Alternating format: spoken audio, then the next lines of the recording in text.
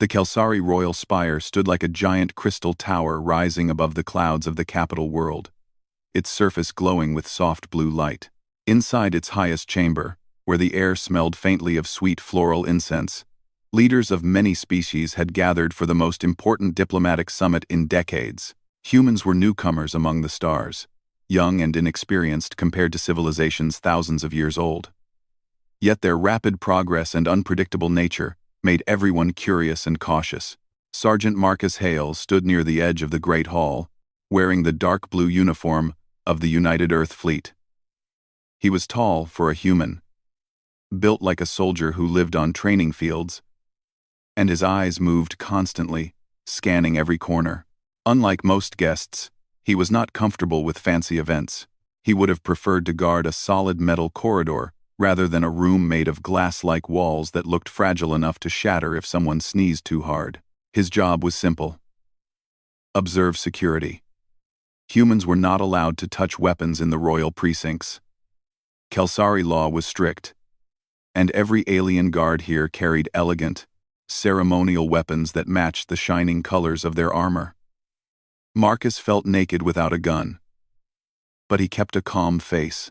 At the center of the hall stood Princess Salira, daughter of Queen Areline, dressed in flowing silver robes that shimmered with their own inner light. Her skin was pale violet, and her eyes looked like two pieces of polished amethyst.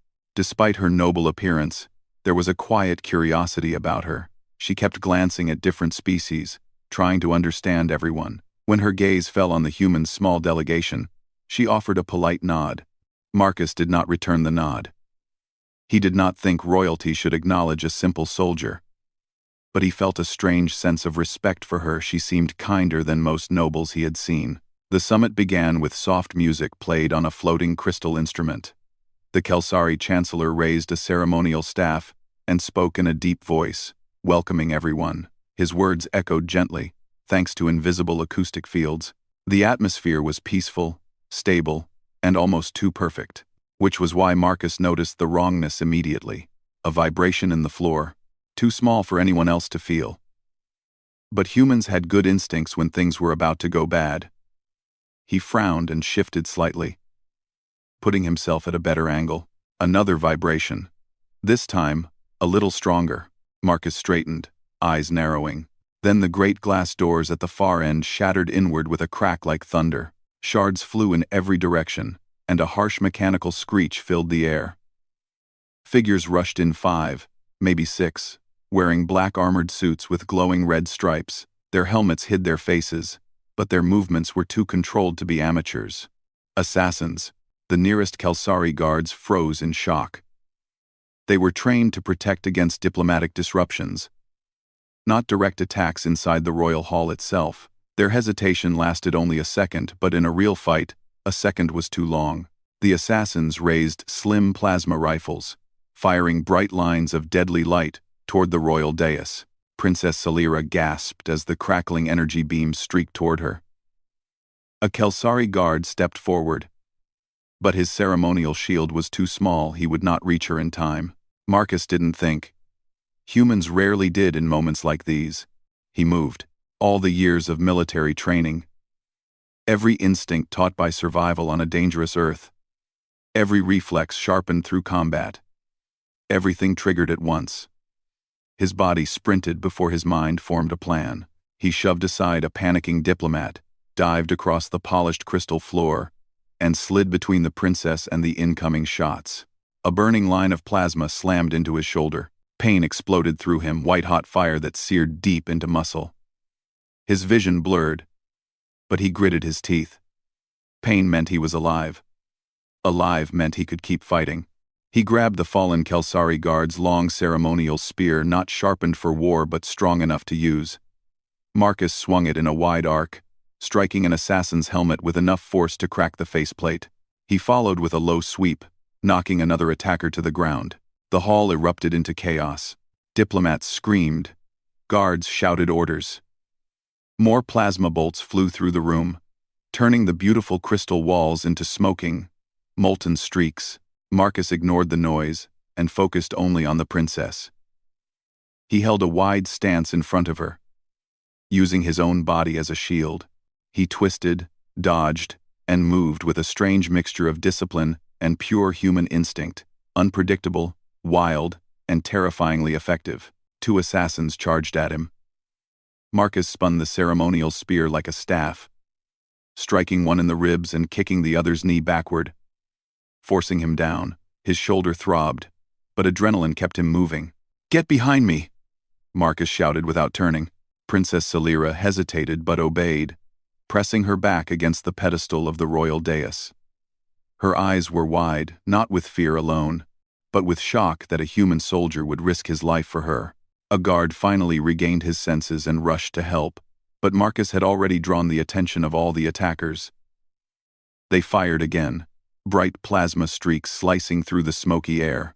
Marcus used the spear like a rotating shield, deflecting shots that would have hit the princess. A stray bolt hit the floor, causing a small explosion that knocked Marcus sideways. He fell onto one knee, grimacing, but he kept the spear up. One assassin aimed directly at his chest. Marcus had no time to dodge, but the shot never landed. A shimmering purple shield unfolded in front of him. The princess activated an emergency royal guard projector, forming a protective barrier. She moved closer, eyes fierce, as if refusing to let Marcus die. The assassin fired again, and the barrier flickered under the impact. Marcus pushed himself up and charged forward before the barrier failed. He slammed the spear into the assassin's suit, breaking the weapon and sending the attacker crashing into a pillar. Another guard team finally arrived, surrounding the assassins and forcing them back. One detonated a small device, filling the hall with thick gray smoke. When the air cleared, they were gone, teleported, or extracted by some hidden system. Silence fell, broken only by the crackling of damaged crystal walls. Marcus breathed hard, chest rising and falling. Sweat mixed with the burning smell of plasma. His uniform was scorched, and his shoulder wound still glowed faintly. Princess Celira stepped toward him. "You are injured," she said softly. Marcus shrugged, though the movement hurt. "I'm fine, Your Highness. You saved my life." Her voice shook not with fear, but with something like disbelief. "You threw yourself into a plasma bolt for me." "Someone had to move," Marcus said simply. "And I was closest." The guards surrounded Marcus then. Their expressions were cold. One of them, Captain Vilaric, spoke in a stiff voice. "Human soldier, you have violated Kelsari law by engaging in combat within the royal spire." Marcus stared at him, exhausted and confused. The captain raised his weapon. "You must be taken into custody." Princess Celira stepped between them. "He saved me. He protected the royal line." But the guard captain bowed to her respectfully, yet firmly. "The law does not bend, Princess. Combat inside this hall is forbidden. Even an act of protection must be judged." Marcus looked at the princess, then at the guards. He felt anger rise inside him, but he kept his voice steady. "If you need to arrest me," he said, "then arrest me. I did what was right." The princess looked shaken as the guards placed restraints on Marcus's wrists. She wanted to object, to fight the ruling, but she knew the weight of their laws. As Marcus was led away, Queen Aeroline arrived, her face pale as she saw the damage. Her eyes locked onto Marcus, the human who had stood between her daughter and death. And though she said nothing, a strange expression crossed her face, as if she had just witnessed something she never expected humanity to offer: fearless, instinctive, self-sacrificing courage. The royal dungeons of the Kelsari Empire were nothing like the dark stone prisons humans imagined. These were clean, bright, and almost painfully quiet. The walls glowed with soft blue light, and a faint hum filled the air from energy restraints. Yet, despite the beauty, the place felt cold, emotionless, like a machine pretending to be merciful. Marcus Hale sat on a floating metal bench, wrists bound by glowing cuffs that tightened each time he moved too fast. His shoulder still throbbed from the plasma wound, though the medics had sealed it with a quick healing gel. He rolled his neck and stared at the door, waiting for someone to explain why saving a life had landed him in a cell. He had faced danger before, but this situation felt different. This wasn't a battlefield. This was politics, a world where courage and sacrifice mattered less than rules printed on paper. The door slid open with a soft hiss. A tall Kelsari man entered, dressed in a long robe decorated with silver patterns. His eyes were narrow, and his voice was smooth like polished stone. "I am Chancellor Varen," he said. "I will question you before your trial." Marcus lifted an eyebrow. "I didn't know. Saving a princess counted as a crime." Varen ignored the comment. "You engaged in combat. Within the royal spire. A direct violation of Kelsari law."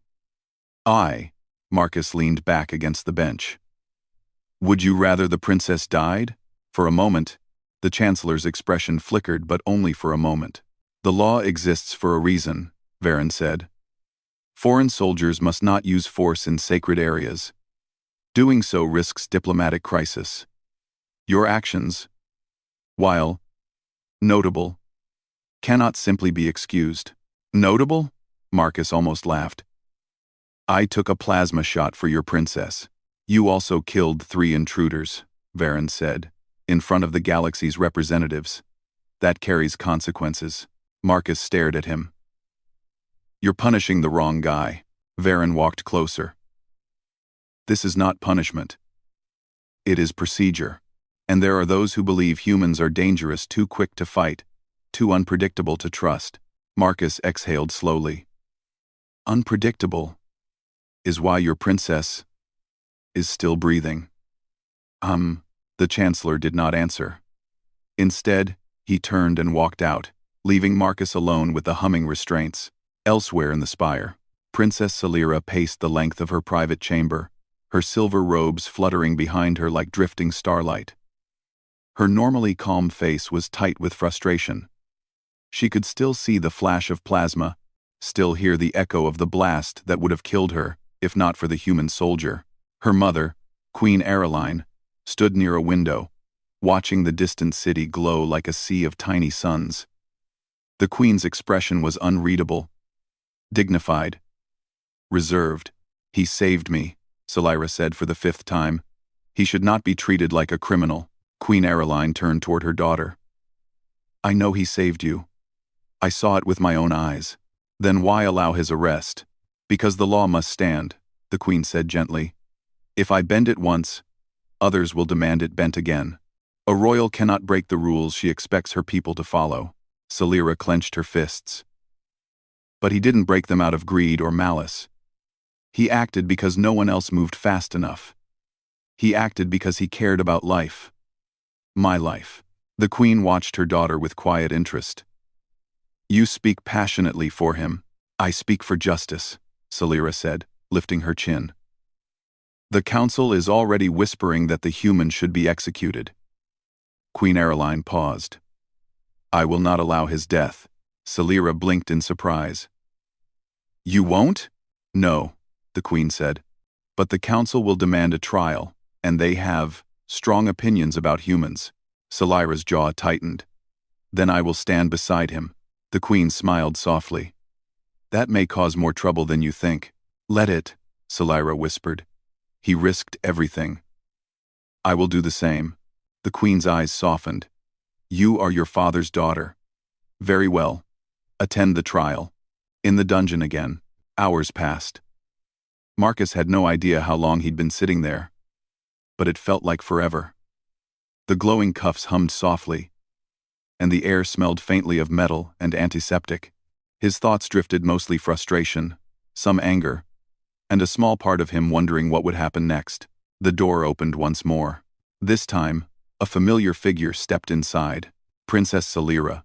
Marcus shot up instinctively, forgetting he was bound. The cuffs jerked him back, forcing him into a seated position. "Easy," Salira said quickly, raising her hands. "I did not come to hurt you." Marcus exhaled. "Not worried about that. Just surprised to see you here, Princess." She walked closer, her soft steps echoing lightly. "You saved my life. I could not stay away." Marcus rubbed his wrist against the restraints. "Glad you're all right. You suffered a serious wound," she said, glancing at his shoulder. "Does it still hurt?" "Only when I breathe," Marcus said dryly. To his surprise, she smiled just a little. "You handled yourself with extraordinary bravery. Even our best guards could not react as fast." "Humans are used to chaos," Marcus replied. "Earth has never been peaceful." "I have studied your world," Celira said softly. "Your history is intense." "That's one word for it," Marcus muttered. "But your instincts are remarkable," Celira continued. "You moved without hesitation." "Why?" Marcus shrugged slowly. "Someone pointed a weapon at you." That was enough. The princess looked at him for a long moment, her expression thoughtful. "The council believes you are dangerous." "I get that a lot," Marcus said. "And some want your execution." Marcus froze. "Execution? I am trying to stop it," she said. "But there is fear. Many Kelsari elders think humans are too quick to fight. They think your bravery is the same as aggression." Marcus clenched his jaw. "So, defending you makes me aggressive?" "Not to me," Celira said softly. "But to them? Perhaps." She reached into her robe and placed a small glowing crystal on the bench beside him. "This will ease your pain. It is not a weapon." "So they allowed me to bring it." Marcus hesitated, then nodded his thanks. Celira continued. "Tomorrow is your trial.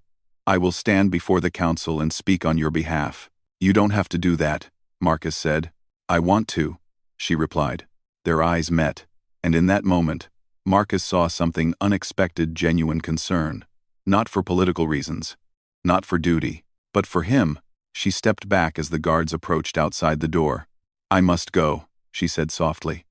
"But remember this, you are not alone, Marcus Hale." Then she left, and the door closed behind her. The council prepares. The High Council chamber was a large circular room filled with floating seats and shimmering lights. Representatives from every province gathered, whispering anxiously as reports of the assassination attempt spread through the empire. Chancellor Varen stood at the center, addressing them. "The human acted without authorization," he declared. "He broke sacred law. His trial must reflect the seriousness of his actions." "Unfazant," he said for the martyrdom. Life tenses. And he went to the fellow. Life tenses. Life tenses. Life tenses of fellow. Life tenses of fellow. Life tenses of fellow. Life. Counselor Oranak, an elder with crystal beads woven into his hair, frowned. "But he saved the princess." "That does not change the law," Varen replied. "If we excuse him, we set a dangerous precedent." Another counselor spoke up. "Humans are unpredictable. If one human soldier is allowed to break rules, others may follow." Queen Areline entered then, stopping the discussion instantly. She walked with steady grace, her presence commanding. Even in silence, she radiated authority. She stood in the center and addressed the council. "You speak of law," she said. "But I speak of truth. The human saved my daughter. Without him, we would be preparing for a funeral." Varen inclined his head. "With respect, Your Majesty, intention does not erase violation." "No," the Queen agreed. She looked around the chamber, eyes sharp. "I will not allow his death." Gasps rippled through the room. Varen stepped forward. "Your Majesty," but the Queen raised a hand. "The trial will proceed," she said. "But understand this, if anyone seeks to use it as an excuse for cruelty or prejudice, they will answer to me." The council fell into uneasy silence. The Queen's message was clear. The human's life was no longer theirs to take. The night before the trial, back in his cell, Marcus felt a shift in the air as if the entire palace had taken a deep breath before the coming storm. He didn't know what the trial would bring. He didn't know if he would walk free or face something far worse. But he remembered the princess's words. "You are not alone." For the first time since his arrest, Marcus allowed a faint smile. Humans had survived worse odds, and Marcus Hale was ready for whatever came next. The morning of the trial arrived with a heavy, uneasy silence hanging over the entire royal spire. Guards lined every hallway, their armor bright but their faces tense. Rumors had spread through the palace like fast-moving fire, rumors of unrest, rumors of foreign spies, rumors that an attack might happen again. Marcus Hale stood in the center of his cell, waiting quietly. His restraints had been removed, so he could walk during the trial. But 2 guards still watched him closely, hands on their weapons. Marcus didn't look at them. His mind was focused, calm, almost still. He had faced worse before. But this time, the danger wasn't just aimed at him. The princess, the queen, the entire empire. Something wasn't right, and Marcus could feel it in the pit of his stomach, a familiar, unwelcome instinct, warning him that danger was closer than anyone believed. The dungeon door hissed open, and Captain Valeric stepped in. "Human," he said coldly. "Your trial begins now." Marcus nodded and followed. The walk to the council chamber. The corridor leading to the high council chamber was long and glowing with blue light. Banners of silver cloth hung from the ceiling, each displaying the symbol of the Kelsari royal line. Marcus walked steadily between 2 guards. His injured shoulder ached with each step, but he kept his posture straight. More guards joined the escort as they moved closer to the chamber. The group walked in silence, the soft hum of the palace systems echoing around them. As they turned the last corner, Princess Celira appeared, her robes flowing gently. When she saw Marcus, she paused, and relief lit her eyes. "You are unharmed," she said, exhaling softly. "More or less," Marcus replied. Captain Valeric bowed stiffly to her. "Princess, you should not approach the prisoner." "He is not a prisoner," she said sharply. "He is my protector." Her tone stunned the guards into silence. Marcus cleared his throat. "Let's maybe save that for the trial?" Celira looked at him, her expression softening. "I promised you would not stand alone." Quote. He nodded. "Thank you." They walked the rest of the distance together, Princess at the front, human soldier behind her. Inside the High Council chamber, the chamber was enormous, circular, and filled with floating seats that arranged themselves as the meeting began. Representatives from every province formed glowing sigils above their heads, indicating their allegiance. Queen Aeroline stood at the center, calm and regal. Chancellor Varen stood beside her, his expression serious. Guards guided Marcus into the center circle, a bright platform surrounded by a transparent barrier. The light made his uniform glow faintly, highlighting the scorch marks left by the plasma blast. Whispers rippled through the crowd. "The human who saved the princess. He broke the law. He fought like a storm." Queen Aeroline raised her hand, and silence settled. "The trial will begin," she said. "The accusation." Chancellor Varen stepped forward, voice ringing through the hall. "Sergeant Marcus Hale, you stand accused of violating royal combat law by engaging in battle within the sacred spire. You shed blood on royal ground. You killed armed intruders in the presence of foreign delegates. How do you respond?" Marcus looked around the chamber. "I saved the princess and a whole lot of others. I'd do it again." A murmur passed through the crowd. Varen nodded slowly, as if he expected that answer. "And why did you believe you had the right to fight?" "I didn't think about rights," Marcus said simply. "Just survival. Human instinct," one counselor whispered. "Violent."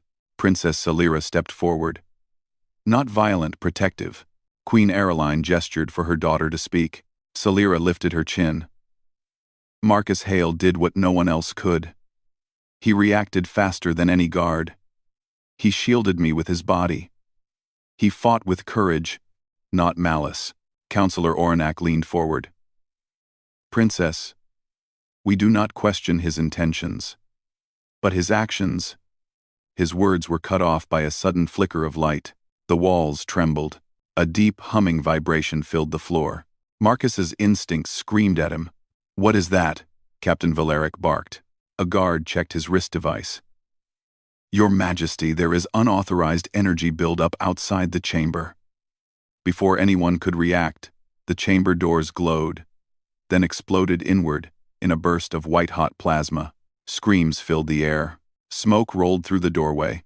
From the clouds stepped armored figures, black suits, red glowing stripes, the same assassins from before. But this time, they were more numerous, dozens of them. "The attack begins. Protect the Queen," Captain Valeric shouted. Guards rushed forward, forming defensive lines. But the assassins were prepared. They fired rapid, concentrated beams that cut through shields and armor. Panic swept through the chamber. Diplomats ducked behind seats. Counselors hid under floating platforms. The Queen herself stepped back as guards surrounded her. Marcus was still contained inside the barrier. He slammed his fist against it. "Let me out." No response. Plasma bolts streaked across the hall, striking pillars and lighting the air with crackling energy. Marcus slammed both fists against the barrier. "Open this thing." Princess Salira ran toward the control panel near the edge of the barrier. "Salira, no!" the Queen shouted. But the princess didn't stop. She pressed her palm against the control node, overriding the system. The barrier collapsed. Marcus rushed out just as an assassin fired at the princess. He grabbed her arm and pulled her behind a pillar. "You need to stay down," he said. "What about you?" She gasped. "I'm going where they're coming from." Marcus grabbed a fallen guard's staff weapon and sprinted toward the center of the chaos. Human instinct takes over.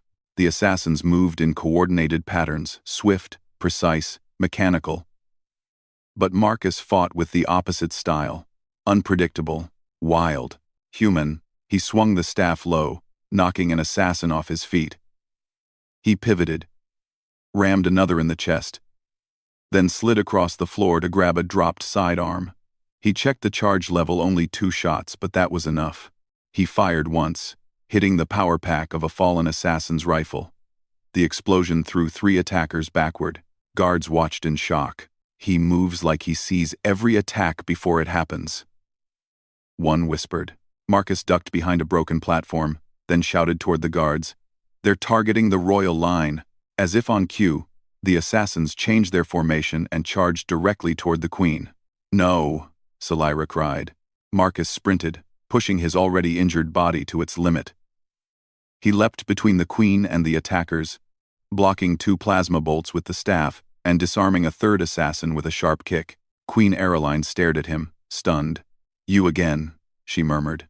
Marcus grinned faintly despite the pain. "Seems to be a theme." The breach in the shield. A loud alarm echoed through the hall. A guard shouted, "The palace shield generator is failing." The assassins planted disruptors. Marcus cursed under his breath. If the shield fell, the entire capital would be open to attack. This wasn't a small raid, this was the beginning of a coordinated strike. He turned to the Queen. "Your Majesty, we need to move you and the princess to the inner fortress. We cannot abandon the council," she said. "If you're dead, the council doesn't matter," Marcus snapped. Shock crossed her face, not because of disrespect, but because no one dared speak that openly to her. But Marcus wasn't finished. "Your enemies are after you. They want to destabilize the Empire. The only way to stop them is to survive." Queen Aeroline looked into his eyes, steady, fire-bright, and completely honest. Then she nodded. "Very well." Holding the line, Marcus turned toward the main door, where a fresh wave of assassins was entering. "Guards!" he shouted. "Form on me!"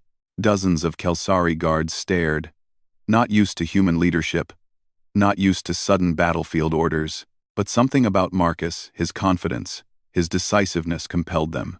One by one, they formed a defensive line around him. Marcus smacked the end of the staff against the floor. "We hold this position until the royal family clears the hall." The guards roared in agreement. The assassins charged. The clash was violent and fast. Marcus moved like a storm, blocking, striking, dodging. He used fallen shields as barriers, broken weapons as traps, and debris as projectiles. He directed guards with quick hand signals and sharp commands. "Left flank. Tighten. Watch the balcony. Push forward now." Guards responded with growing confidence. Salira watched from behind a protective wall, eyes wide. She had never seen anyone fight like this, so fierce, yet so controlled. So unpredictable, yet so effective. Marcus Hale fought like a force of nature. The turning point. A massive blast shook the hall. Smoke billowed from the shield generator far below. A guard shouted, "The generator is collapsing." Marcus wiped sweat from his brow. "Then we end this. Now." He rallied the guards for one last push. Together, they surged forward, overwhelming the remaining assassins. A few tried to escape through the broken doorway. But Marcus tackled the last one, pinning him to the ground. "For the princess," he growled. knocking the attacker unconscious. Silence settled at last. The hall was damaged, cracked, and filled with smoke but still standing. The queen and princess were alive, and the assassins had failed because one human refused to let them succeed. Smoke still drifted through the ruined council chamber, rising in thin gray ribbons that mixed with the soft blue light of the palace ceiling. The hall that had once been a place of order and calm now looked like a battlefield. Cracked floors, shattered platforms, and scorched pillars marked every corner. Near the center stood Marcus Hale, breathing heavily, shoulders rising and falling with exhaustion. His uniform was torn in multiple places, and streaks of dried blood covered one side. The staff weapon he had used was bent and nearly broken, pieces of its decorative crystal chipped away, but he was still standing. A circle of Kelsari guards surrounded the last unconscious assassin. More guards rushed in from side corridors, responding too late to help but just in time to witness the aftermath. Princess Salira ran toward Marcus, her robe trailing behind her like silver fire. "Marcus," she called, her voice cracking. "You're hurt again." He gave a tired, half smile. "Seems to be a habit around here." She reached his side and looked him over, worry clear in her amethyst eyes. "You fought the assassins alone for several minutes. You shouldn't have." "I had backup," Marcus said. Salira blinked. "The guards?" "They barely—" "No," Marcus interrupted. "You and your mother were counting on me. That was enough." Her expression softened with something that might have been admiration, or something deeper. Before she could respond, the queen approached. Queen Areline, still dignified despite the chaos around her, walked slowly across the broken floor. She carried herself with the calm authority of a woman who had ruled for decades, her silver and violet robes untouched by the smoke. All the guards bowed. Marcus straightened. The queen stopped in front of the human soldier and studied him quietly for several long seconds. He expected anger. He expected formal judgment. He expected accusations or reminders of Kelsari law. Instead, Queen Areline said softly, "You saved my daughter. Again." Marcus nodded, unsure how to respond. "I did what anyone would have done." "No," the queen replied. "Not anyone. The assassins were trained, armed, and ready to die. Even my guards hesitated. But you moved without fear." Marcus scratched the side of his scorched uniform awkwardly. "Well, fear's there. You just don't let it run things." The queen let out a slow breath, neither laugh nor sigh, but something thoughtful. "Humans are remarkable." Chancellor Varen staggered forward then, covered in dust. His voice cracked with frustration. "Your Majesty, we must capture any remaining enemies. We must secure the palace. And we must—" His gaze fell on Marcus. Marcus prepared himself. He knew what came next. Accusations, legal threats, blame. But the queen raised her hand, silencing the chancellor immediately. "Varen," she said. "Not one word against this man." Varen blinked. "Your Majesty." "Not one," she repeated. Her tone carried the weight of authority that allowed no argument. Marcus frowned in confusion. The princess smiled slightly, already understanding. Queen Areline turned to the entire council chamber, those still present, those crawling out from under broken structures, those rushing in from outside. Her voice rose strong and clear, echoing throughout the hall. "Hear me, all of you. This human saved the royal line not once, but twice." A hush swept across the room. "He fought to protect what even my own guards could not. He held the line while the palace shield collapsed. Without him, your queen and princess would be dead. Without him, this empire would be leaderless." Counselors stared at Marcus in disbelief. Some were impressed, others were simply shocked. The queen continued. "He risked everything. Not for reward. Not for power. Not even for gratitude. He fought because it was right." Her gaze hardened, becoming sharp as crystal. "Therefore, I declare this. No one touches the human." Her words hit like a lightning strike. The guards froze. The counselors gasped. Even Marcus stiffened. The queen stepped closer to Marcus and spoke quietly, but loud enough for all to hear. "You saved my daughter, and my empire. From this moment forward, you are under royal protection." Marcus blinked. "I don't understand," Princess Salira answered for her mother. "It means no one can harm you. No one can imprison you. And no one can judge you for defending us." Chancellor Varen stammered. "But your majesty, the law exists to protect the throne," the queen interrupted sharply. "This human has done exactly that. More effectively than many sworn to service. The law does not condemn him, it honors him." Varen fell silent, defeated. Marcus looked between the queen and princess, unsure how to react. He had expected punishment, maybe even execution. But this was something else entirely. "Your Majesty," Marcus said finally, "I don't need special treatment. I'm just doing my job." "You are not just anything," the queen replied firmly. "You are exceptional. And the Empire will acknowledge that." She turned to the guards. "Escort the counselors to safety. Begin repairs immediately, and ensure all loyal soldiers receive medical care." The guards obeyed at once. Then Queen Aeroline addressed Marcus again. "There is one more matter." Marcus braced himself. "Which is?" The queen gestured toward the princess. "You saved the heir to the throne. Twice. Royal tradition requires that such loyalty be rewarded."